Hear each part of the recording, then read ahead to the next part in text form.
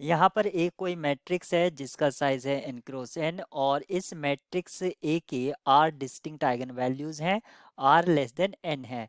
Distinct eigen value r हैं, तो हम मान लेते हैं, पर्टिकुलर केस ले लेते हैं, एक मैट्रिक्स ए जिसका साइज है 10 क्रॉस 10 और इसमें 5 डिस्टिंक्ट आइगन वैल्यू है।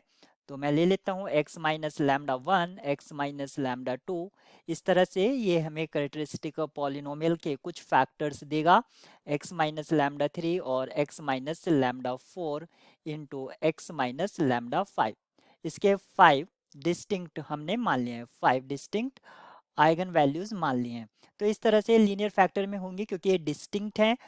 और मान लीजिए कोई आइगन वैल्यू, जैसे कि 1 आइगन वैल्यू है, ये 2 टाइम्स रिपीट है, फिर -1 आइगन वैल्यू है वो 2 टाइम्स रिपीट है, फिर 2 आइगन वैल्यू है वो 2 टाइम्स रिपीट है, फिर -2 आइगन वैल्यू वो भी 2 टाइम्स रिपीट है। तो यहाँ पर हम कुछ स्क्वायर लगा देते हैं, ये हमें बताएगा कि आइगन वैल्यू जो हैं कितने टाइम्स रिपीट हैं। अब जैसे कि मैंने ऊपर एग्जांपल लिया है, तो ये जो आइगन वैल्यूज हैं, यहाँ पर 1 आइगन वैल्यू डिस्टिंक्ट है, -1 आइगन वैल्यू डिस्टिंक्ट है, -2 और 2, और ऐसे हम 3 और -3 मान लेते हैं। तो ये डिस्टिंक्ट आइगन वैल्यू हैं, और डिस्टिंक्ट आइगन वैल्यू होने की वजह से हम एक स्टेटमेंट जानते हैं या थ्योरम या रिजल्ट, कि जो रूट्स होते हैं मिनिमल पॉलिनोमियल के और कैरेक्टरिस्टिक पॉलिनोमियल के, वो सेम होते हैं।